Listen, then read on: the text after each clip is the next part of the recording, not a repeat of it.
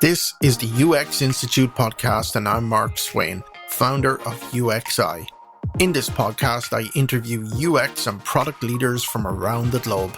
There's no better feeling than after you shared out a research report and then months later, a stakeholder comes back and references it. And so I think that's how we're seeing the impact of these findings. You're actually getting feedback from your stakeholders saying, I'm referencing it, I'm using it, this is how it's actually being woven into the work I'm doing, the decisions I'm trying to make. In today's episode, we're speaking with Serena Chan, who is a UX and CX research advocate at Dovetail. Her role involves advocating for customer centricity and supporting Dovetail customers. She also coaches internal teams on customer platform usage, features, and growth opportunities. Dovetail serves as an insights hub, helping teams analyze user feedback such as customer calls, usability tests, document analysis, and product feedback, allowing teams to identify key moments, key themes, and directional findings from research. In organizations, customer research data is often scattered across different mediums and tools. Dovetail supports teams by ingesting multiple data points and delivering summarized guidance for customer-centric decision-making. We also discuss future research workflows for product teams, including the use of AI in research and the evolving skill sets required.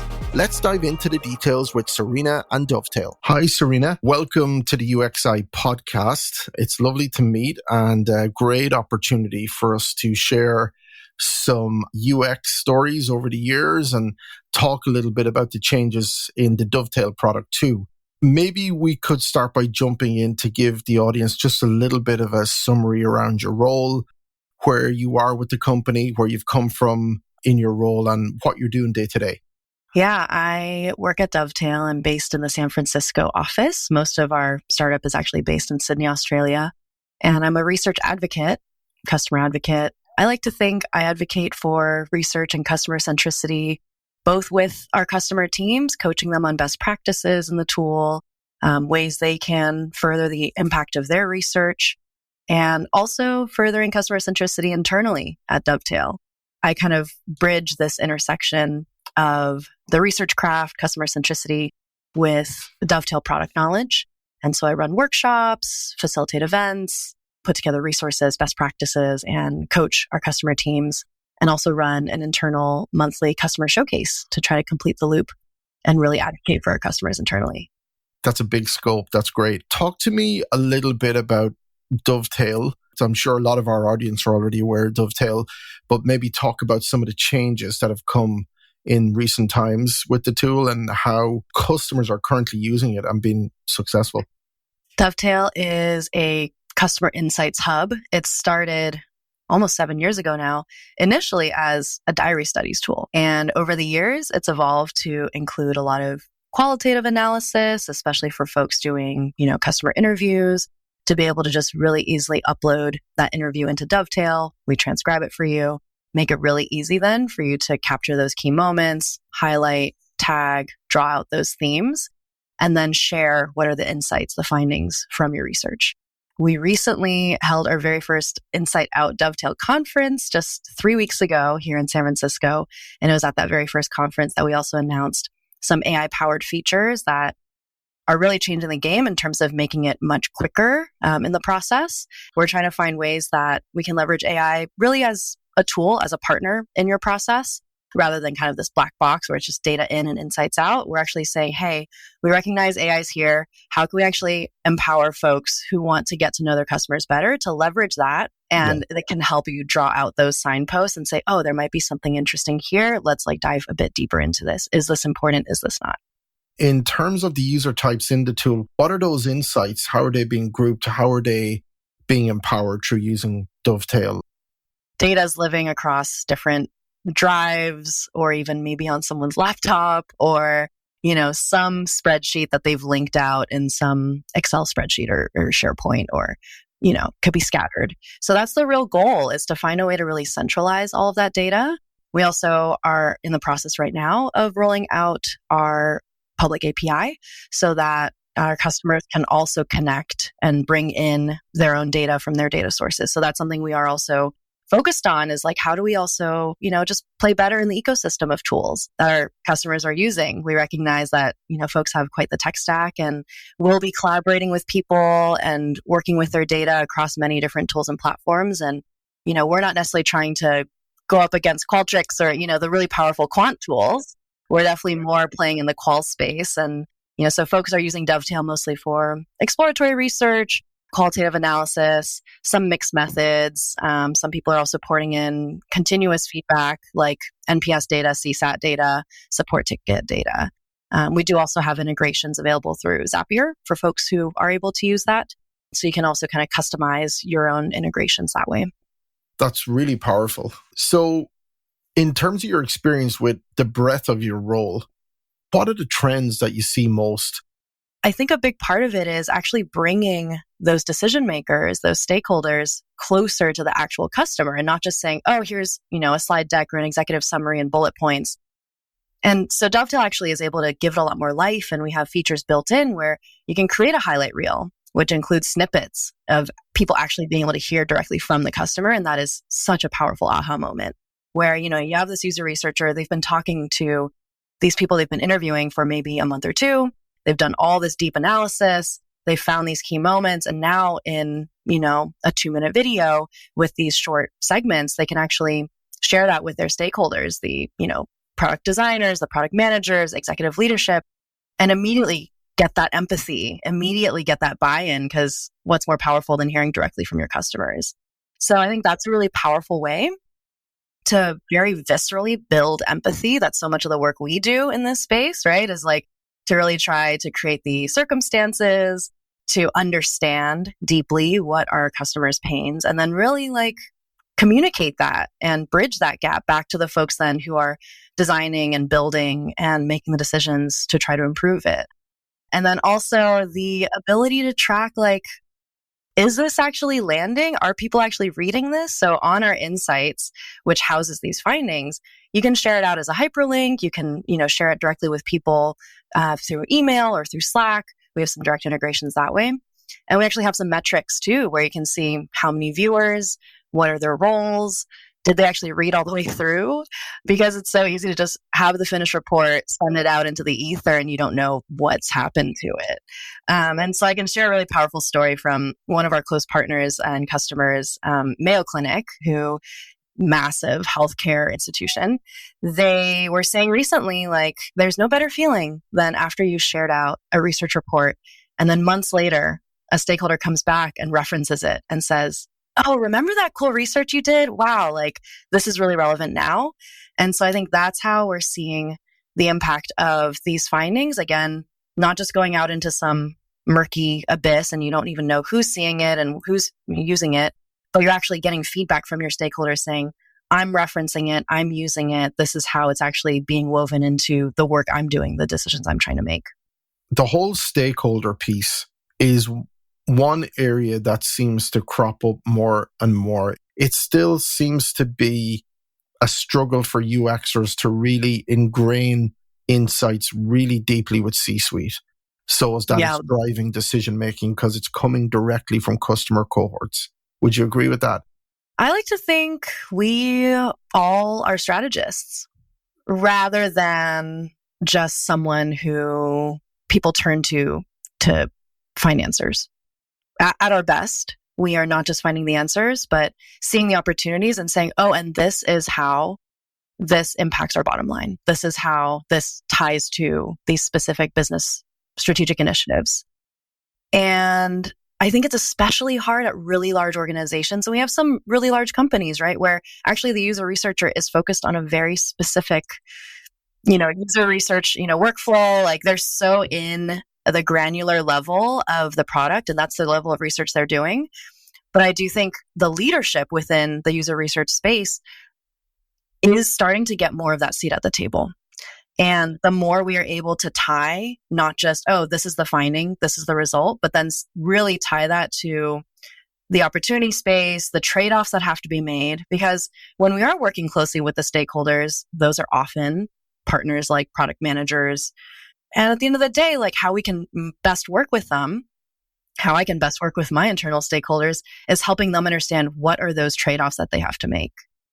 So being able to really speak to that level, and I think it's challenging for many reasons. I mean, a lot of folks coming into user research, like I work with really smart PhD, these are folks who have decades of experience in very specific research methods, and I am in awe of all their knowledge.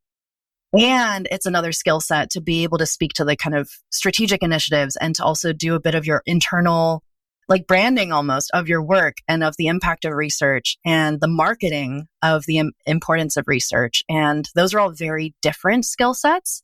I think they're things that we as a craft can, try to practice all of. Really well said.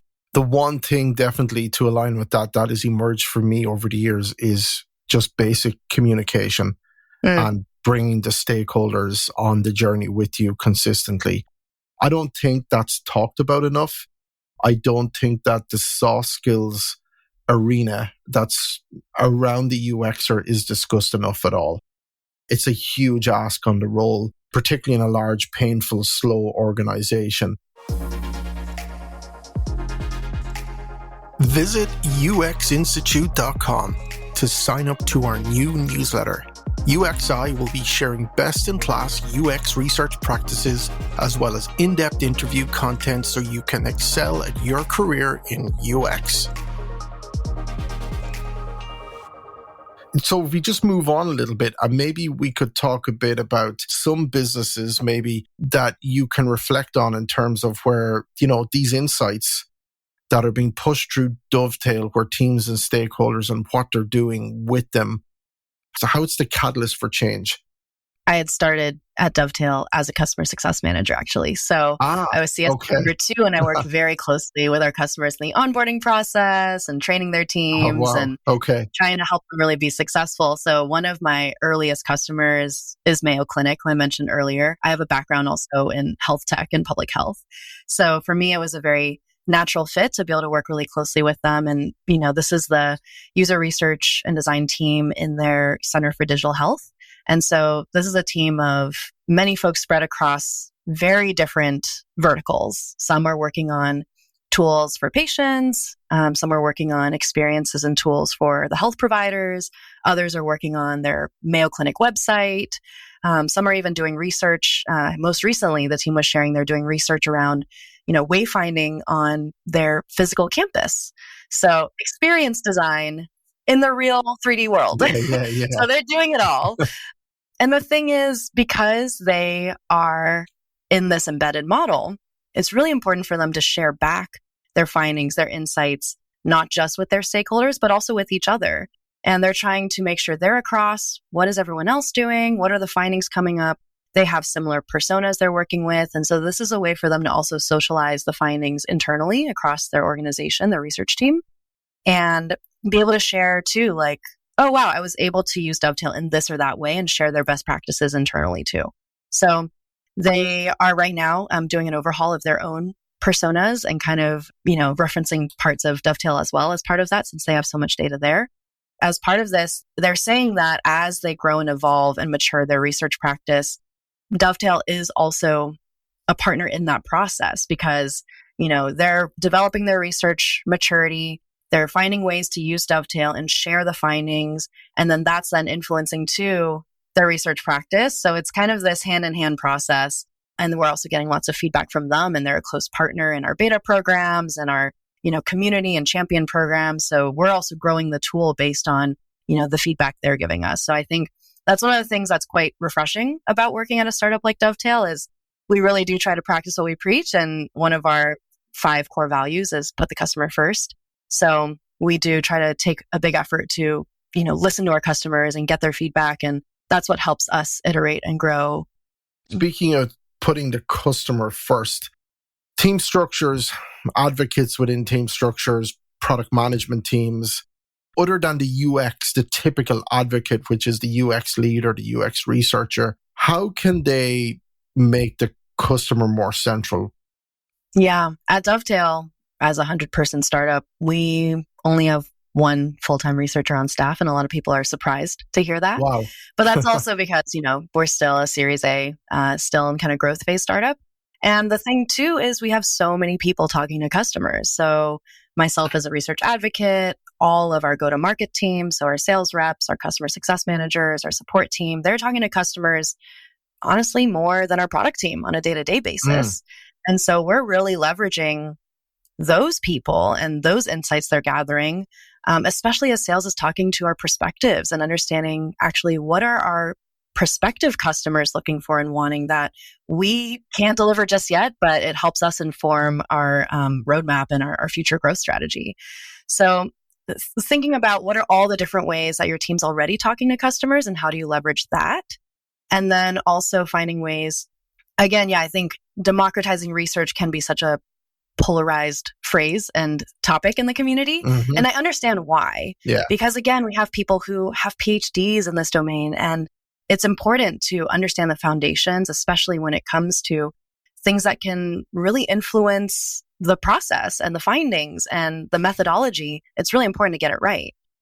So I do think, and this is kind of to Eniola Abioli recently did a talk at Dovetail just before our conference and made this point of, okay, maybe instead of democratizing research, we're actually trying to democratize customer centricity. How do we bring other people who may not be capital R researchers, but they're talking to customers? How do we help them be more customer centric?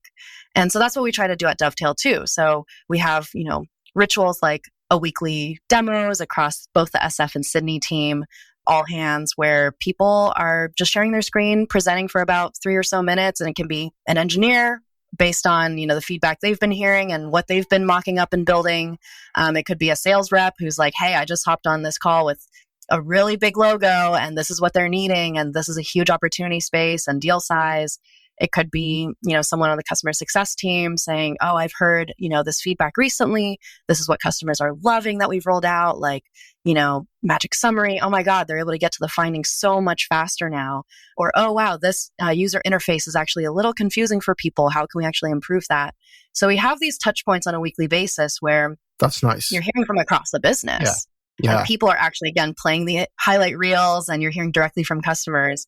And then on top of that, I do run that monthly customer showcase, which is a dedicated 30-minute session where I'm basically conducting some user research as well and saying, what are we hearing, especially here on the go-to-market team? What are we hearing from customers? And I'm checking with our sales team. I'm checking with our customer success team and across the business. And also saying, leadership, hey, Benjamin, our CEO, hey, our product leaders, what's top of mind for you? And how can I bridge the product strategy initiatives that we're really focused on right now? So this next quarter, a big theme for us is, wayfinding in Dovetail.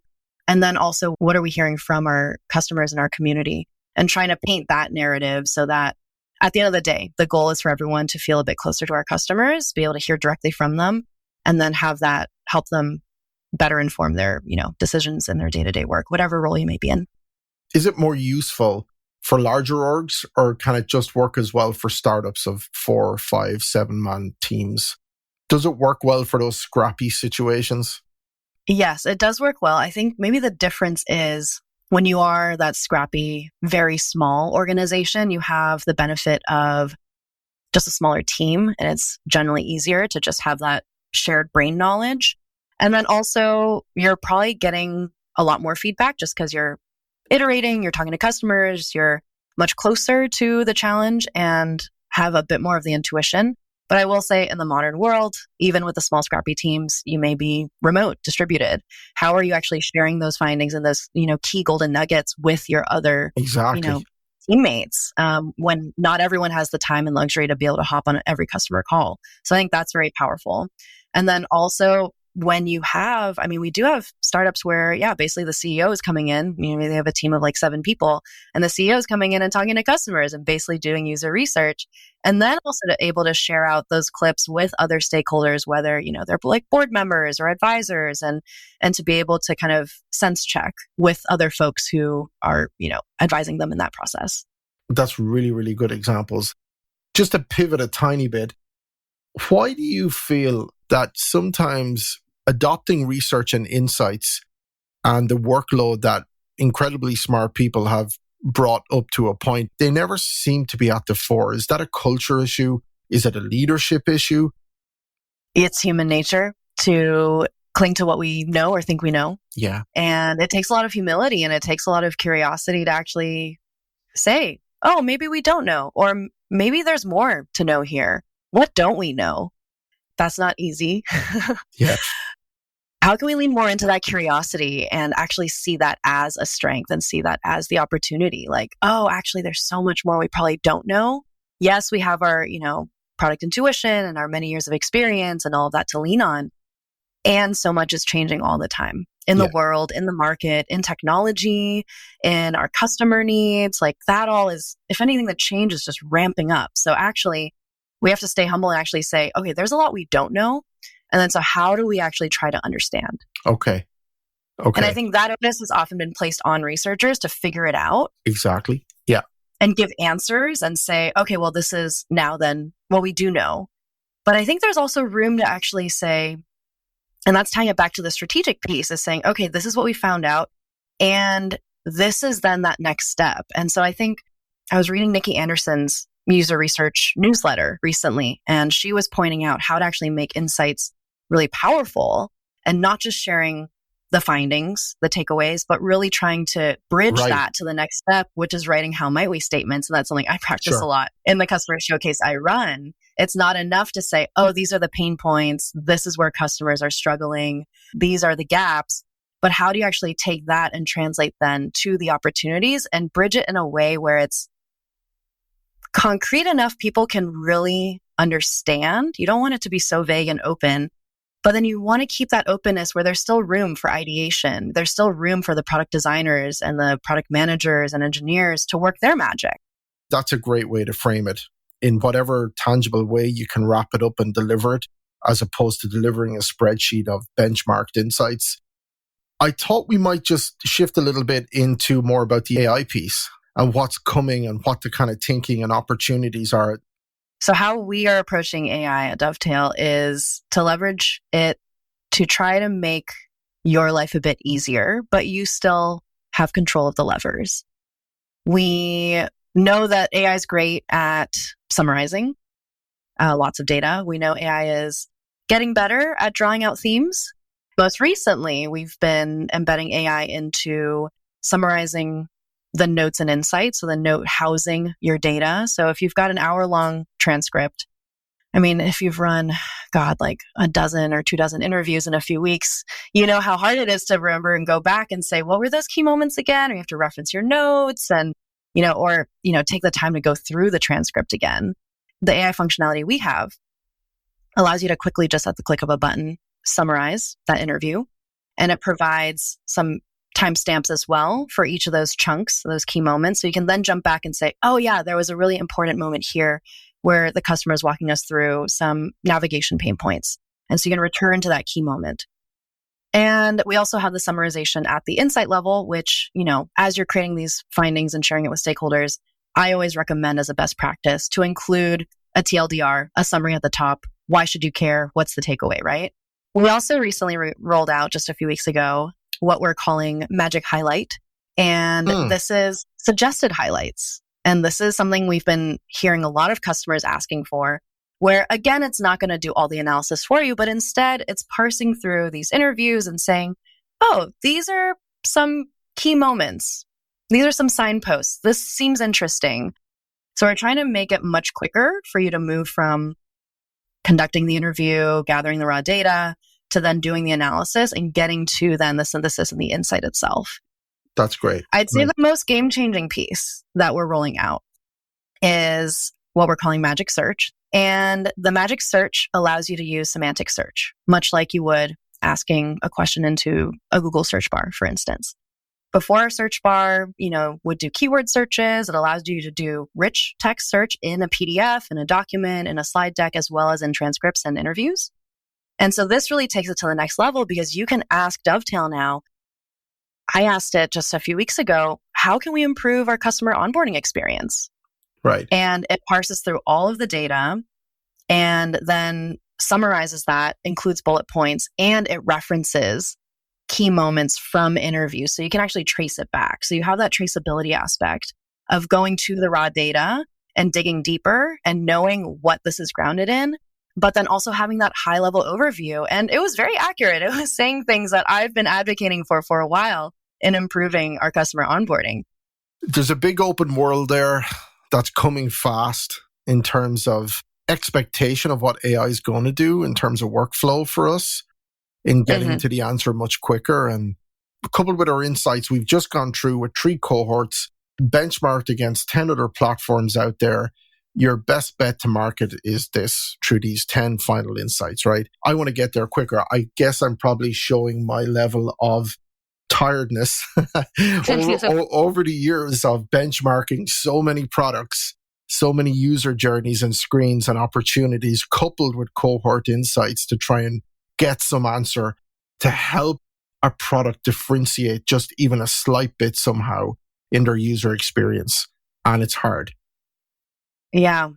And things are changing so much faster. So I wonder too, like even by the time you have that data, is it going to be fully relevant? I think that's why there's still a need for humans in the realm of innovation, because the AI models can only predict so much to a certain accuracy when there's so much that we don't know. True. Even with that, with a lot of the startups I meet, and we benchmark for investing as well, when we go through the process, one of the open questions is, well, tell us in a year and a half, 2 years' time, how is OpenAI going to kill your product? The founder needs to know.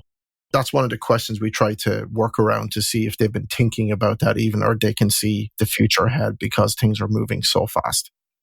Yeah. What are the trends you're seeing right now in this space?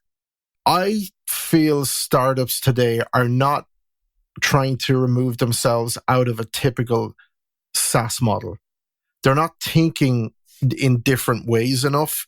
They're seeing their product using some form of AI to drive some level of useful recommendations in the UI to drive change or some efficiency in workflow in the screens. But, we're going to get to a point where maybe all the screens go away. And they're not needed anymore. And maybe some of these workflows exist within a few prompts. I see the need for prompt excellence to become a thing in how you frame and articulate and piece together your prompts. That's a skill that's going to need to be honed and worked on so much. But for startups, we're still stuck in a SaaS framework. We're still stuck in a subscription model. And I feel a lot of it is just going to become so irrelevant so quickly. I struggle sometimes when I sit with founders to see, how come you haven't thought about OpenAI enough? How come you haven't considered how this experience could live in a chat window or even something even slimmer? Because that's where it's all going. But I do think for founders and user experience designers alike, they have a lot to think about over the next few years and how they're going to shift their strategic product building and thinking into different types of UIs, because AI is going to change all that eventually. Yeah. And that's the exciting thing about experience design, is it may not even just be about the screens. It's about how do we actually engage with this tool, with this experience, and try to do what we're trying to do. Yeah. And with that, for UXers alike, there is going to be a deeper need from a data perspective and privacy lens to really understand how deep they go with the experience within the UI, and where the experience becomes a little creepy. Let's put it that way. This knows too much. These workflows know way too much about me. And you can feel sentiment of that coming out too in different stories and articles you read. Yeah, it is all the rage, and it's so easy to hop on the hype train. Here at Dovetail, we did try to intentionally pause and say, instead of just slapping on AI, how do we actually really understand what the user needs are and how we can design it in a way that, again, it doesn't feel too creepy or it doesn't feel too scary? Yeah. Because that's a very real part of the experience. And we want to, again, build the trust and have this be a tool, a partner for our users, and for them to still have some of that control and be able to, leverage it in the ways that they need in their workflow. Yeah, there's a lot of innovation. So who knows, even in 6 months or a year's time, the space is changing so much. Great. Well, look, I'll wrap it up there. It was a fantastic chat. Thank you for your time. Thanks for jumping into this. I'd love to be able to jump back on with you and go at this again from a different lens. maybe purely AI focused. Thanks for your time again. Thanks to Dovetail. Awesome tool. Everyone should check it out. Get in and have a play around with it and get started. And I look forward to speaking to you again. Thank you so much, Mark. Yeah, happy to chat again. Remember, the future of product workflow is being reimagined daily, and you are part of it. Thank you for tuning into the official UXI pod. We are truly grateful that you are engaging with our content. We will continue to bring you amazing guests and cover topics in UX research, product management, and product design. If you enjoyed our discussion, please remember to subscribe and leave a review wherever you listen to your podcasts. You can find links in the show notes to Serena's social channels and a link to the official Dovetail website where you can sign up and test out the product. Bye for now, stay curious and keep experimenting.